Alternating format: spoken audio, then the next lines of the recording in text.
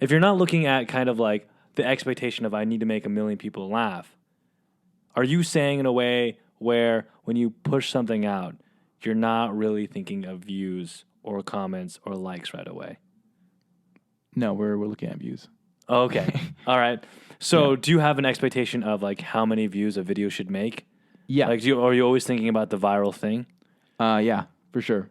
The metrics were always on top of, and now we're kind of going into like their business side, because I think there's kind of two sides to what my work entails in social media. There's like the creative side, which is the creativity and maybe also like what the mission is, and then there's also like the business side, which is the numbers, the views, the money, pretty much. Right. That's how you survive. That's how you get your fucking team to help you out. For sure. So, I mean, okay, so you have we got the creative side. I love the fucking impact. I love how you're building a business on the basis of like positivity and also education. I think that's like the biggest thing about you is like the educational positivity. We're opening up barriers, which is so fucking dope. Yeah. But now let's get to the business side. Just for a little bit. Like, I love talking about. That's I'm all just I like think so about. curious. Okay, so if you're always thinking about the views, because views equals impact, but also of course like more money. When it comes to your team and it comes to your business, do you guys have metrics of like, hey guys, this month we have to make 1 billion views? Yeah, for sure. No, our kind of monthly goals are like about 200 million views a month. So that's everyone on the team is aware of that. And if not, then if we don't have these numbers and these metrics, then it's just a group of kids like having fun, and then the business might die. So that is super important. It is a business at the end of the day, and you have to treat it like that. So I'm always on top of that. And you're just not a bunch of kids that are just playing around in the playground, or just creating. This is not like sort of like a hobby. I mean, you quit. Yeah. You dropped. I don't want to say you dropped out of school. I'm saying like you left school so that way you could do this full time. Mm-hmm. Like if anybody's thinking about doing the career that you have, what would be like the suggestion that you have? I mean, my thing is like when we had this car conversation a long time ago. I was talking about how this one YouTuber like built an entire team. Mm-hmm. And you said to me like, yeah, bro, of course, but he's been doing it for like 3 years. And so he's able to do that. So anybody that comes in and like you said, you're like, oh, I hate editing, I hate writing. What is kind of your mentality when it comes to like starting out right now? It's easy. It's the same as a startup. If someone says, hey, I want to build this startup or this business, but I don't feel like doing this, then it's not a fit. It's not your path. Mm. So creating a social media channel is the same as creating like a startup. And you have to be doing everything in the beginning.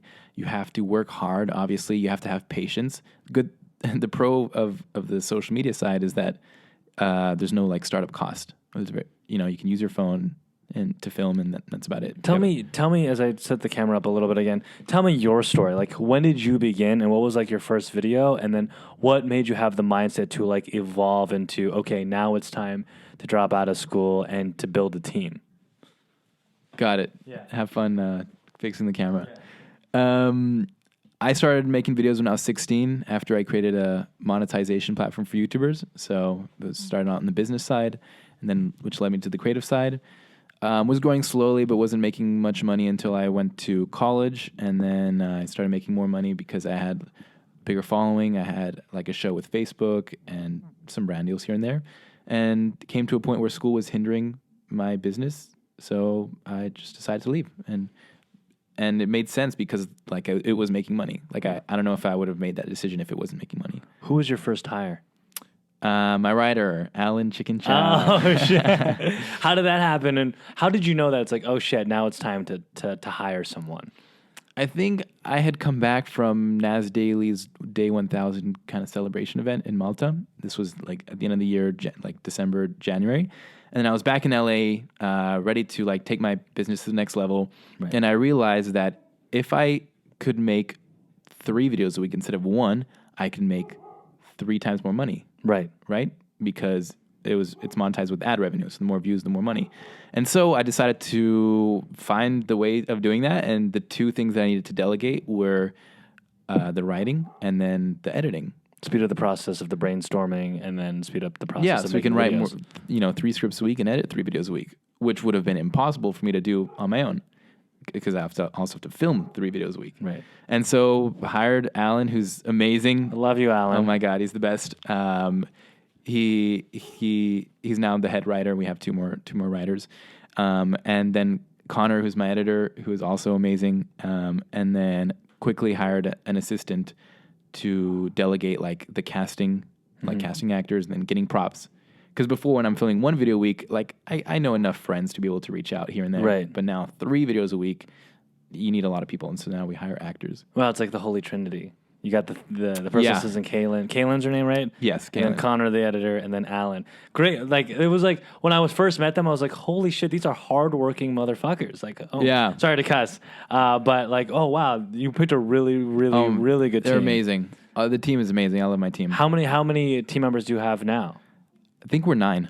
9 people? Yeah. Oh my God. In 1 year of just like deciding to like go 3 videos a week. Is it 5 videos now a week or still 3 videos? Well, we film 7 videos a week. And Jesus Christ. And you publish all of them? No. We post about 3 to maybe we'll do 5 a week. 3 to 5. Wait, do you really post all 7 that you shoot? Is there ever a time you shoot a video and you're like, nope, never? Or does the idea kind of like die in the process before you fucking make it? No, if we film it, we'll post it. If it's a good video, we'll post it. We'll prioritize it. If it's a bad video, by just like less viral, for example, we'll put it in the backlog. How do you know if it's less viral or not? Oh, whether it's the title, whether it's the execution of the scenes, whether it's the acting performance. Yeah, we have a good like sense of like what does well and what doesn't well because of just how many videos we've made and the performance of those videos. Wow, Jesus Christ. 9 people, you're gonna be a fucking like media company, you're crushing it.